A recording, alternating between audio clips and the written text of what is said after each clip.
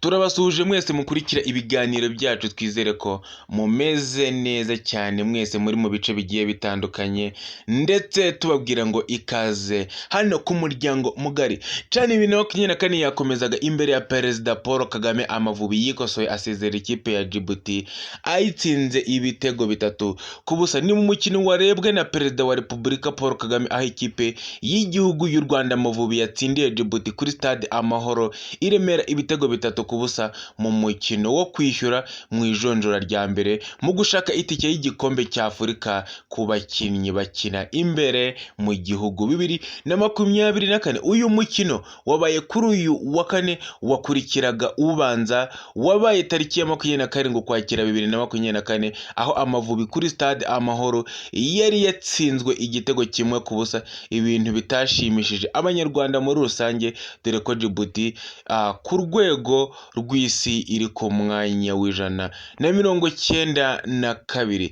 Bimwe mu byari byakosowe harimo imikinishirize y'abakinnyi. Umutoza yashinjwe ku mukino ubanza, kuko uyu munsi buri wese yakinnye mu mwanya asanzwe akinamo, ndetse anagira abo akuramo ashyiramo abandi. Nko mu izamu habanjemo Gadi Muhawe nayo, aho kuba niyo ngira Patience. Hagati hakinamo Ngabonzima Pacifique akina yugarira, mu gihe Ruboneka Jean Bosco wahakinishijwe ubushize yakinaga hagati asatira. Mugisha Gilbert nawe yabanje mu kibuga. Mbonyumwami Taiba, Byiringiro Gilbert, Nigena Kerema, Nshimiyimana Yusufu, Muhire Kevin ndetse na Dushimimana Olivier nabo babanje mu kibuga.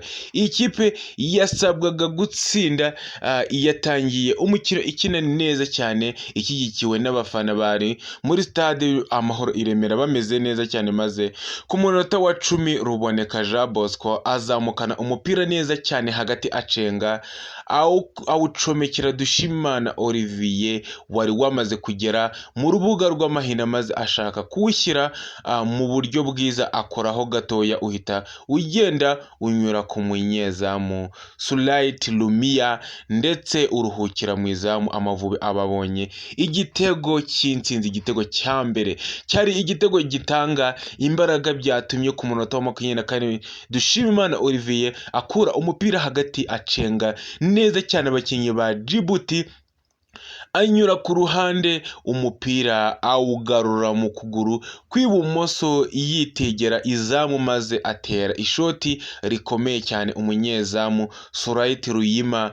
ntiyabasha kuwukuraho, kiba igitego cya kabiri cy'ikipe y'igihugu Amavubi, ndetse n'icya kabiri cya Dushimimana Olivier, ndetse igice cya mbere kikaba cyarengeye ari ibitego 2-0 bwa Djibouti, ari 2 by'ikipe y'igihugu Amavubi. Igice cya kabiri rero cyatangiye, ndetse u Rwanda rwagitangiranye imbaraga nyinshi cyane, ndetse no ku ruhande rw'ikipe ya Djibouti yashakaga kugira icyo yahinduraho, ariko cyatangiranye no kuhagera k'umukuru w'igihugu Paul Kagame, warebye iki gice cyose mu mikirire ikipe y'igihugu ya Djibouti yakinnye neza bitandukanye n'igice cya mbere, ndetse ihusha uburyo bugiye butandukanye imbere y'izamu. Umutoza w'igihugu Amavubi mu bihe bigiye bitandukanye yakuyemo Mbonyumwami Taiba wavunitse, Byiringiro Gilbert, Mugisha Gilbert na Dushimimana Olivier, maze ashyiramo Twizerimana Onesime, Fitina Ombolenga, Tuyisenge Arsene ndetse na Iraguha Haji. Muri iki gice Amavubi yagiye ahusha uburyo bugiye butandukanye bukomeye cyane imbere y'izamu, ndetse n'ubwari bugiye guhushwa na Mugisha Gilbert ku munota wa 90 nyuma yo gucomekerwa umupira mwiza, ariko ba myugariro ba Djibouti bagerageza kuwukuramo. ntabwo rero byabahiriye kuko uyu musore yagerageje kuwugumana biramukundira anawutanga neza cyane, maze Tuyisenge Arsene atsinda igitego cya gatatu mu buryo bworoshye cyane, ndetse iminota 3 yongeyeho yarangiye Amavubi atsinze ibitego 3-0. U Rwanda rwahise rero rusezerera Djibouti ku giteranyo cy'ibitego 3-1 mu mikino 2, rukaba ruzahura n'ikipe izakomeza hagati ya Kenya ndetse na Sudani y'Epfo, aho mu mukino ubanza Sudani y'Epfo yatsinze Kenya ibitego 2-0.